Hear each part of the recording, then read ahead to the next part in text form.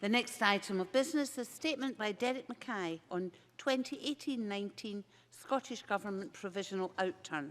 The Cabinet Secretary will take questions at the end of a statement, so there should be no interventions or interruptions. I call on Derek Mackay for up to 10 minutes, please, Cabinet Secretary. Presiding Officer, I welcome the opportunity to update Parliament on the Provisional Budget Outturn for the 2018-19 financial year. The Provisional Outturn results show that once again this Government has prudently and competently managed Scotland's finances. These results are in spite of the ongoing uncertainty created by the disastrous decision to leave the EU, the needless continuation of UK austerity and Tory mismanagement of the economy. The provisional figures I am announcing, I thought I would start off on a consensual note. The provisional figures I am announcing today are set against an extended period of economic turbulence. The global economy is going through a sustained period of weakness, and for Scotland this is compounded by the continuing uncertainty around the UK's exit from the EU.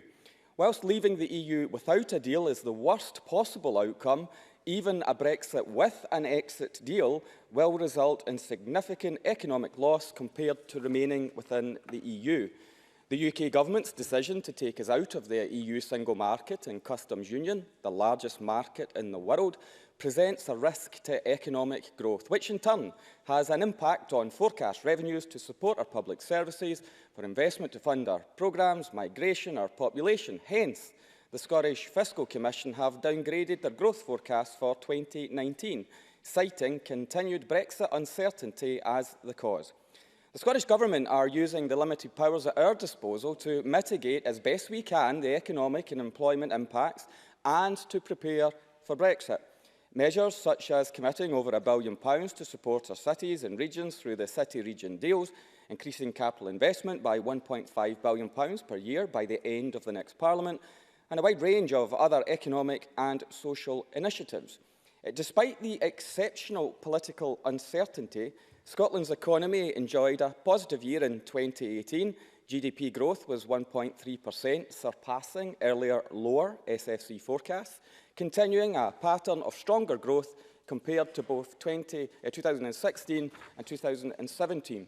For 2019, the SFC predict our economy will grow by 0.8%, as they explicitly point to Brexit uncertainty as the reason for their more pessimistic outlook. I'm sure all members will welcome the 0.5% growth in Q1 of this year.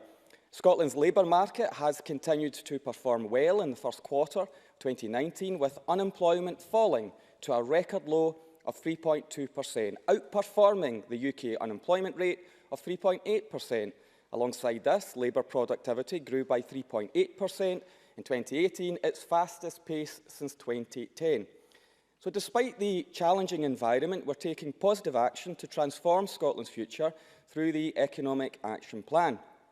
Transformational projects include delivering the National Manufacturing Institute and the Scottish National Investment Bank.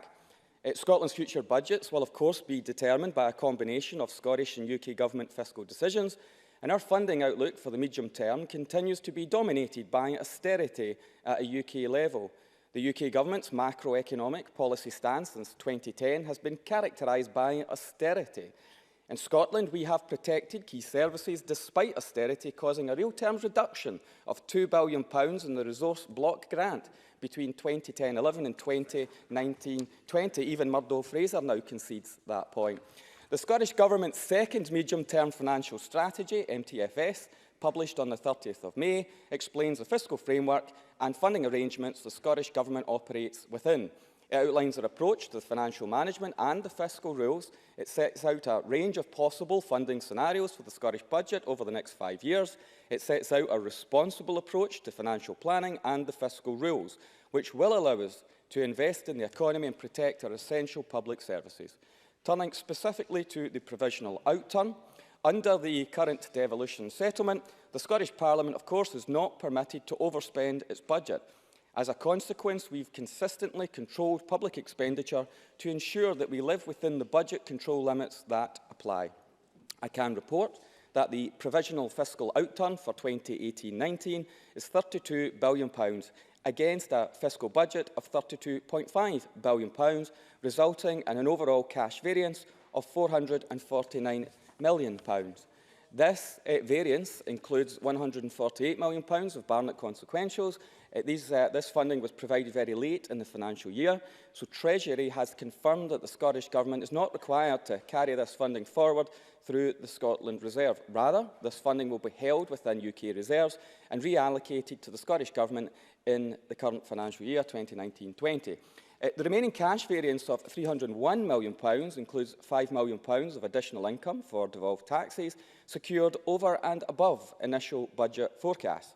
And I can inform Parliament today that the total provisional income from land and building transaction tax and the Scottish landfill tax is £699 million, and the surplus of £5 million will now be added to the Scotland Reserve. The variance also includes £3 million relating to the fees in respect of the financial guarantee, which we will also add to the reserve. Of the £293 million variance remaining, £171 million is resource funding, all of which has already been committed in the 2019-20 budget. £1 million in respect of capital and £121 million of financial transactions. Of course, financial transactions funding can only be used for loans and equity investments in entities outside the public sector. So overall, the cash variance of £293 million represents less than 1% of the total fiscal cash budget. All of this funding is carried forward in full through the Scotland Reserve. None of it is handed back to the UK Government, so there is no loss of spending power to the Scottish Government. The £1 million fiscal capital underspend has been achieved whilst prudently borrowing less than originally planned. The 2018-19 drawdown of £250 million is lower than the £450 million initially planned within the published 2018-19 budget. This followed a full assessment of a range of influencing factors, including additional capital funding confirmed in year, and only making funding available to match the actual demand from the projects confirmed in the original 2018-19 budget. In finalising arrangements, also gave very careful consideration to building a staggered debt maturity profile. The borrowing in 2018-19 has been undertaken over 10 years, in contrast with the 25 years in 2017-18. Whilst the shorter repayment period pushes up the annual repayment, this is balanced by the lower amount that was borrowed at a lower interest rate, a lower cost of borrowing overall, and is affordable in the context of the sum set aside for repayment in the 2019-20 Scottish budget. It also ensures greater borrowing capacity will be available when it's needed to support the national infrastructure mission. 2018-19 was the first year of the Social Security Scotland Agency operation, which provided over £185 million of support to the people of Scotland. This included over £35 million of additional support as the first payments of the Carers Allowance Supplement and the Best Start Grant pregnancy and baby payments were made. And this year, 4 new benefits will be implemented to help young carers and low-income families. So finally, and in addition to the above, there is a provisional non-cash underspend of £142 million. The non-cash budget is used for technical accounting adjustments such as depreciation and impairments and cannot be used to fund public services. This represents no loss of spending power to the Government. In conclusion, Presiding Officer, the cash underspend is entirely retained by the Scottish Government, is less than 1% of the budget, makes a contribution that was planned for the 2019-20 budget and contributes to the reserve, which is prudent, particularly in light of the SFC income tax reconciliation forecast detailed in the MTFS. The figures I'm reporting to you today remain provisional, as are subject to change pending completion of the 2018-19 audits. Finalised figures will of course be reported, as usual, in the annual Scottish Government consolidated accounts and a statement of total outturn for the financial year 2018-19 later this year. And I commend today's figures to Parliament.